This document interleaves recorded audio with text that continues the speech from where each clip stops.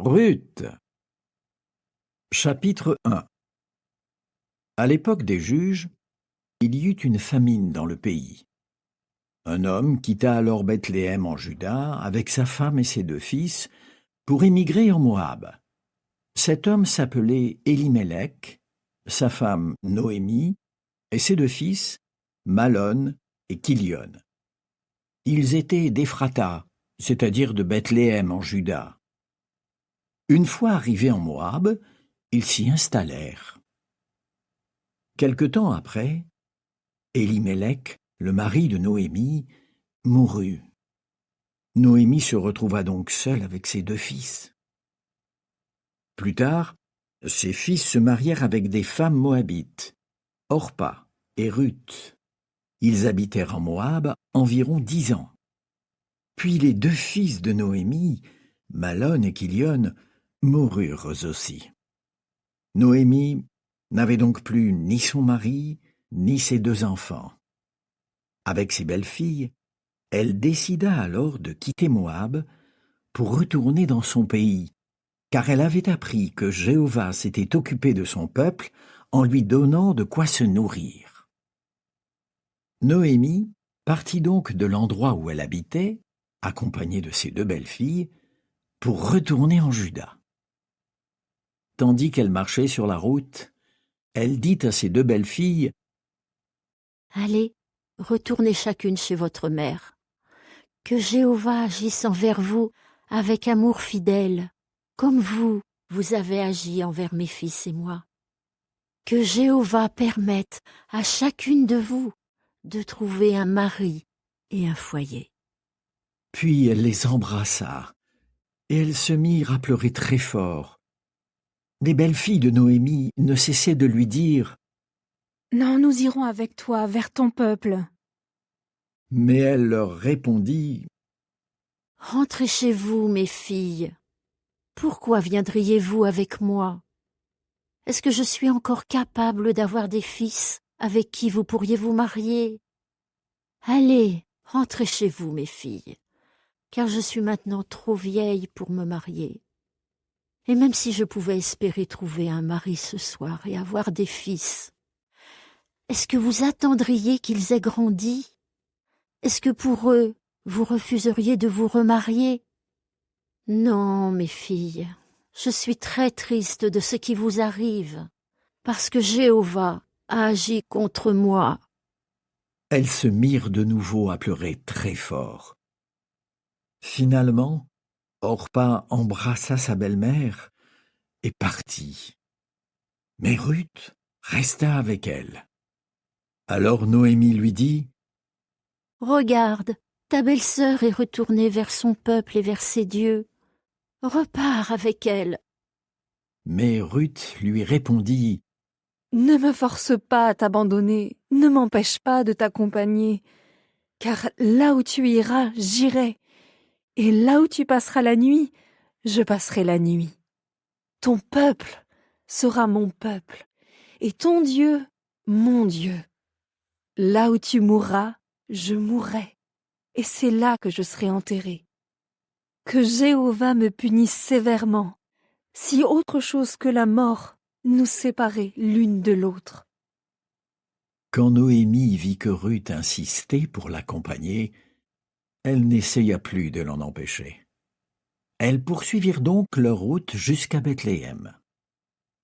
Leur arrivée provoqua une grande agitation dans la ville. Les femmes demandaient : « Est-ce que c'est Noémie ? » Mais elle leur disait : « Ne m'appelez pas Noémie, appelez-moi Mara, car le Tout-Puissant m'a rendu la vie très amère. J'étais comblée quand je suis partie, mais Jéhovah m'a fait revenir les mains vides. Pourquoi m'appelez-vous Noémie, alors que Jéhovah lui-même s'est opposé à moi et que le Tout-Puissant a provoqué mon malheur? » C'est ainsi que Noémie revint de Moab avec Ruth, sa belle-fille moabite. Elles arrivèrent à Bethléem au début de la moisson des orges. Chapitre 2. Or, du côté de son mari, Noémie avait un parent très riche. Il s'appelait Boaz et était de la famille d'Élimélec. Un jour, Ruth la Moabite demanda à Noémie « S'il te plaît, laisse-moi aller au champ glaner des épis derrière celui qui sera bon envers moi. » et Noémie lui répondit. Vas-y, ma fille. Elle partit donc et se mit à glaner dans les champs derrière les moissonneurs. Elle se retrouva par hasard sur une parcelle appartenant à Boaz, qui était de la famille d'Élimélec. C'est alors que Boaz arriva de Bethléem. Il dit aux moissonneurs, « Que Jéhovah soit avec vous. » et ils lui répondirent. Que Jéhovah te bénisse. Ensuite, Boaz demanda au jeune homme, qui était responsable des moissonneurs.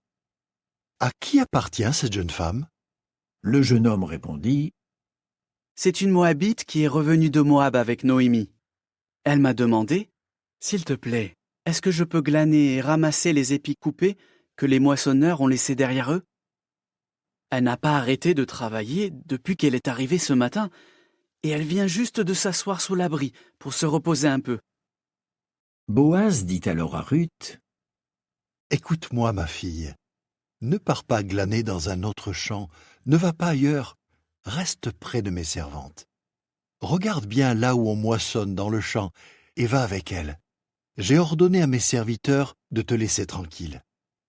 Quand tu as soif, va boire aux cruches l'eau que les serviteurs ont puisée. Ruth se mit alors à genoux et s'inclina face contre terre et lui dit. Pourquoi es-tu bon avec moi? Pourquoi m'as-tu remarqué, moi qui suis une étrangère? Boaz lui répondit. On m'a beaucoup parlé de tout ce que tu as fait pour ta belle-mère après la mort de ton mari.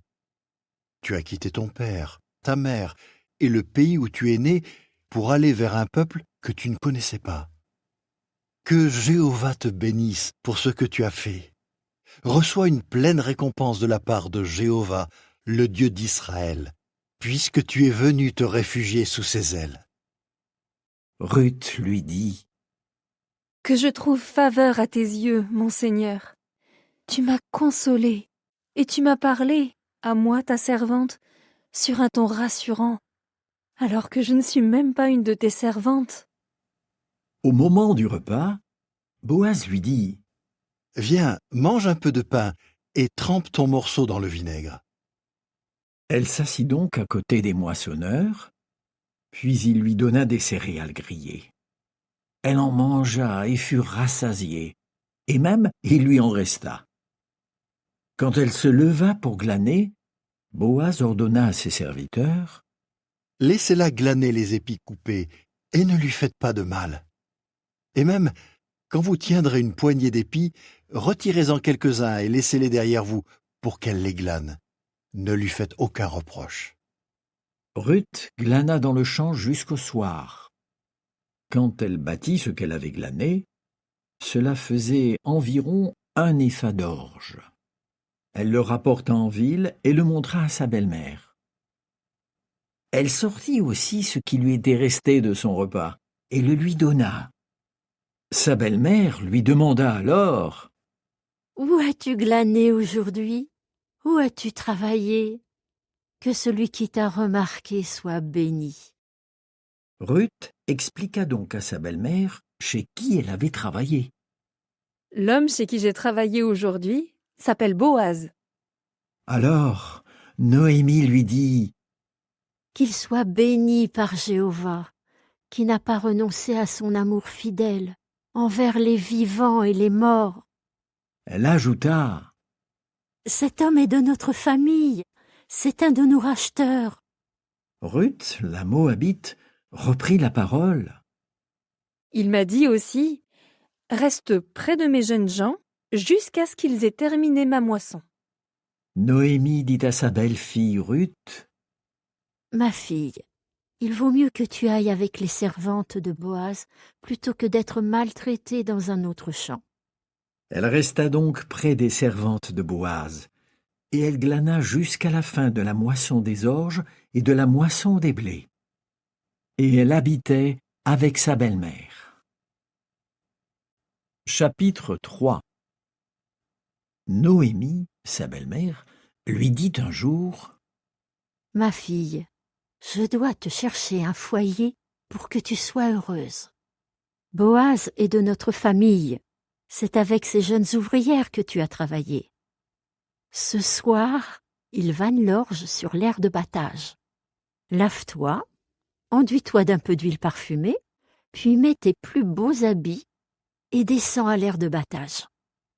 Attends qu'il ait fini de manger et de boire avant de te montrer à lui. Quand il se couchera, repère l'endroit où il s'installe, puis vas-y, découvre ses pieds et couche-toi. Il te dira ce que tu dois faire. » Ruth lui répondit. Je vais faire tout ce que tu m'as dit. Elle descendit donc à l'aire de battage et suivit toutes les instructions de sa belle-mère. Pendant ce temps, Boaz mangeait et buvait, il était joyeux. Puis il alla se coucher à côté du tas de grains. Alors, elle s'approcha silencieusement, découvrit ses pieds et se coucha. À minuit, Boaz se mit à frissonner. Il se pencha alors en avant et vit une femme couchée à ses pieds. « Qui es-tu » lui demanda-t-il. « Je suis Ruth, ta servante. » répondit-elle. « Protège ta servante, car tu es un racheteur. » Alors il dit: « Que Jéhovah te bénisse, ma fille. Tu as manifesté ton amour fidèle encore plus cette fois-ci que la première fois, en ne courant pas après les jeunes hommes, qu'ils soient pauvres ou riches. Et maintenant, ma fille, n'aie pas peur. Je ferai pour toi tout ce que tu demandes, car tout le monde en ville sait que tu es une excellente femme. Cependant, même s'il est vrai que je suis un racheteur, il y a un autre racheteur, un parent plus proche que moi. Reste ici cette nuit. Si au matin il veut te racheter, c'est bien qu'il te rachète. Mais s'il ne veut pas te racheter, alors c'est moi qui te rachèterai, aussi vrai que Jéhovah est vivant. Reste couché ici jusqu'au matin. » Elle resta donc couchée à ses pieds jusqu'au matin, puis elle se leva, avant qu'il fasse assez clair pour qu'on puisse la reconnaître. Boaz dit alors: « Il ne faut pas qu'on sache qu'une femme est venue à l'aire de battage. » Puis il ajouta: « Prends le manteau que tu portes et tends-le bien. » Elle le tendit, et il y versa 6 mesures d'orge. Puis il chargea le manteau sur elle, et il retourna à la ville. Ruth rentra chez sa belle-mère, qui lui demanda: « Comment les choses se sont-elles passées pour toi, ma fille ?» Elle lui raconta alors tout ce que Boaz avait fait pour elle. Elle ajouta: « Il m'a donné ces 6 mesures d'orge, en me disant « N'arrive pas les mains vides chez ta belle-mère. » Alors Noémie dit: « Reste ici, ma fille, jusqu'à ce que tu saches comment l'affaire tournera, car cet homme fera tout pour régler l'affaire dans la journée. » Chapitre 4. Boaz monta à la porte de la ville et s'assit là. Et voilà que le racheteur dont il avait parlé passa.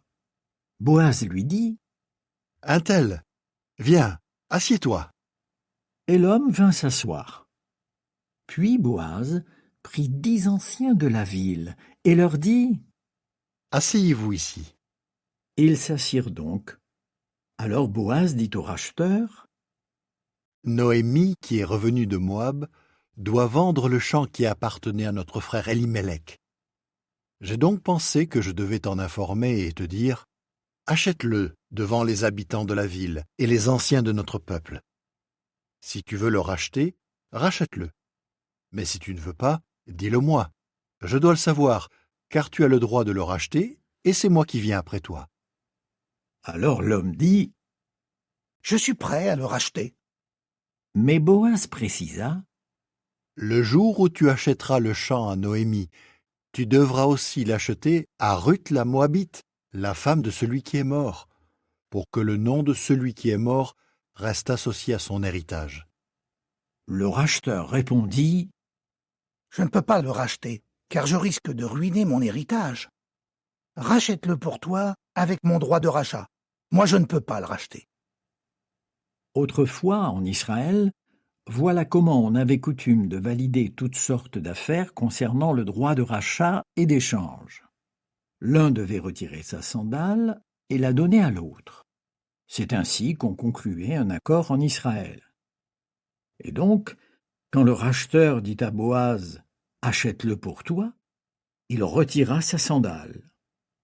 Alors Boaz dit aux anciens et à tout le peuple « Vous êtes témoins aujourd'hui que j'achète à Noémie tout ce qui appartenait à Elimelech et tout ce qui appartenait à Kilion et à Malon. Je prends aussi pour femme Ruth la Moabite, la femme de Malon, pour que le nom de celui qui est mort reste associé à son héritage et ne soit pas oublié parmi ses frères et les habitants de sa ville.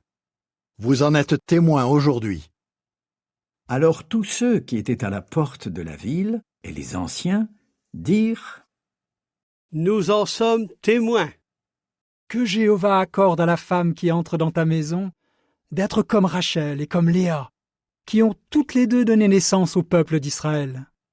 Que tout aille bien pour toi à Ephrata. Fais-toi une belle réputation à Bethléem. Que par la descendance que Jéhovah te donnera de cette jeune femme, ta famille devienne comme la famille de Pérez, que Tamar a donnée à Juda. Boaz se maria donc avec Ruth, et il eut des relations sexuelles avec elle. Jéhovah permit à Ruth d'être enceinte, et elle mit au monde un fils. Et les femmes dirent à Noémie « Loué soit Jéhovah, qui ne t'a pas laissé sans racheteur aujourd'hui. Qu'on parle de son nom dans tout Israël. L'enfant t'a fait revivre, et il prendra soin de toi durant ta vieillesse, car ta belle-fille l'a mis au monde, elle qui t'aime, et qui vaut mieux pour toi que 7 fils. » Noémie prit l'enfant dans ses bras, et elle s'occupa de lui. Les voisines lui donnèrent un nom. « Un fils est né à Noémie, » disait-elle, et elles l'appelèrent Obed. C'est le père de Jessé, qui est le père de David. Voici la descendance de Pérez. Pérez fut père de Hésron, Hésron fut père de Ram, Ram fut père d'Aminadab, Aminadab fut père de Nachon, Nachon fut père de Salmon, Salmon fut père de Boaz, Boaz fut père d'Obed, Obed fut père de Jessé, Jessé fut père de David.